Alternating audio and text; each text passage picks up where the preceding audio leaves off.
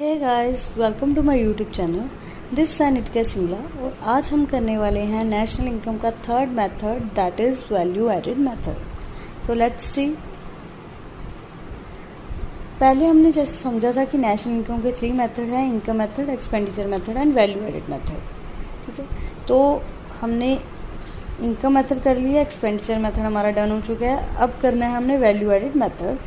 जिसने income, expenditure method और conversion method नहीं देखा तो प्लीज़ जाके ज़रूर देखिए। तो अब शुरू करते हैं वैल्यू एडेड मेथड। तो स्केच का थोड़ा सा साइज स्मॉल कर देते हैं। हाँ जी, तो हम करते हैं वैल्यू एडेड मेथड।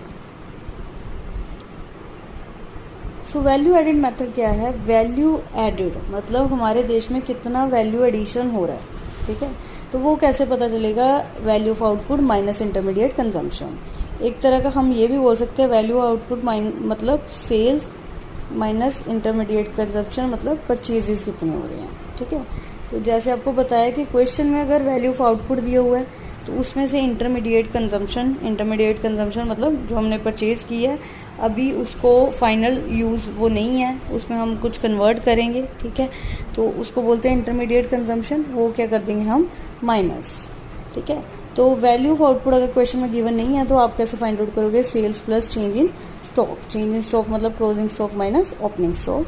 अगर क्वेश्चन में सेल्स भी गिवन नहीं है तो आप क्या करोगे? डोमेस्टिक सेल्स प्लस एक्सपोर्ट कर दोगे।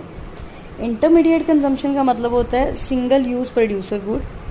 परचेज ऑफ रॉ मटेरियल, ठीक है, ये भी इंटरमीडिएट का पार्ट है। अगर परचेज ऑफ रॉ मटेरियल नहीं है तो डोमेस्टिक परचेज प्लस इम्पोर्ट्स। ठीक है, तो ऐसे आप कर सकते हो value added method. So let's सी।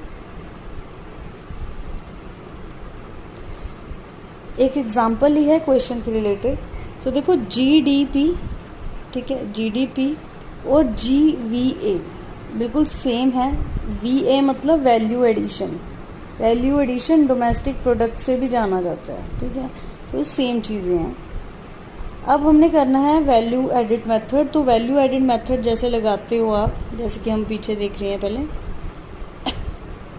तो वैल्यू एडिड मेथड जैसे आप लगाते हो तो आपको क्या मिलेगा सॉल्व करके? आपको मिलेगा जीडीपी एमपी। ठीक है, जीडीपी एमपी इससे आप फाइंड आउट करोगे वैल्यू एडेड मेथड से। ठीक है, तो हम देखते हैं न्यूमेरिकल।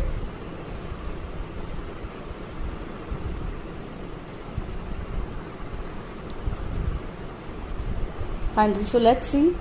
जैसे कि हमने जीडीपी एमपी फाइंड आउट करना है, जीडीपी एमपी, तो हम कैसे करेंगे? हमें पता है फॉर्मूला वैल्यू ऑफ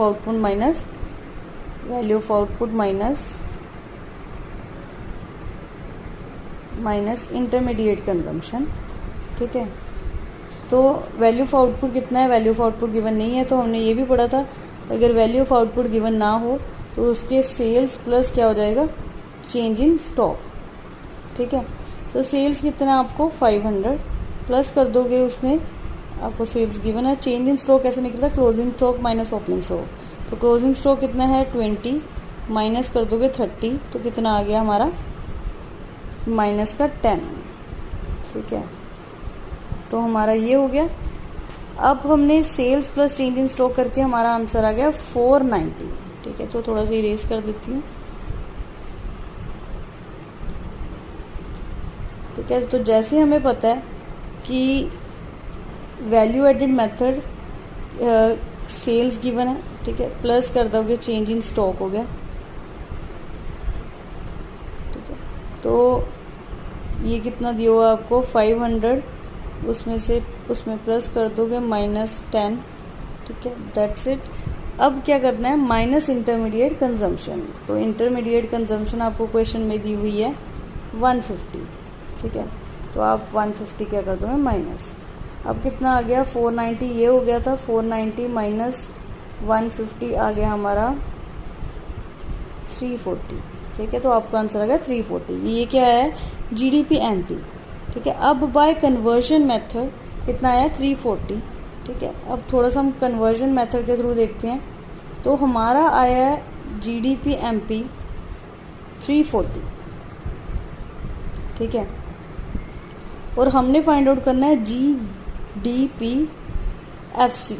तो एफ सी कैसे निकलेगा, जी से जी कन्वर्टेड है तो करने की ज़रूरत नहीं है, D P to D P match कर रहा है, M P to F C जाना है। अब एम पी जैसे अगर आपने कन्वर्जन मेथड देखा है तो आपको पता होगा कि अगर M P to F C जाना है तो हम क्या करते हैं, माइनस निट, ठीक है। तो माइनस क्या हो जाएगा, निट, तो माइनस निट मतलब निट NIT, नेट इनडायरेक्टेड टैक्सेस, ठीक है। तो नेट इनडायरेक्ट टैक्स अगर आपको नहीं दिए हुए तो इसका भी फॉर्मूला था इनडायरेक्ट टैक्सेस माइनस सब्सिडीज, ठीक है। तो क्वेश्चन में आपको इनडायरेक्ट टैक्सेस भी नहीं दिए हुए, सिर्फ सब्सिडीज दी हुई है, तो सब्सिडी कितनी आ गई, -40, ठीक है। तो माइनस आपने 40 करना है, तो माइनस का 40 है, तो माइनस माइनस क्या हो गया, प्लस, तो आंसर आ गया आपका 380, ठीक है। तो ये आ गया क्वेश्चन का आंसर। होप सो आपको समझ आया होगा। और वैल्यू एडिड मेथड के बहुत कॉम्प्लिकेटेड सम आते हैं, ठीक है, जैसे कि परचेजेस, सेल एक्स की, वाई की, जेड की वैसे ली होती है, ठीक है। तो उसके क्वेश्चन हायर जो है वो हम ज़रूर प्रैक्टिस करेंगे, इसके साथ ही नेक्स्ट वीडियो आएगी, ठीक है। तो आपको अगर अच्छा लगा तो प्लीज़ लाइक एंड सब्सक्राइब कीजिए। Thank you.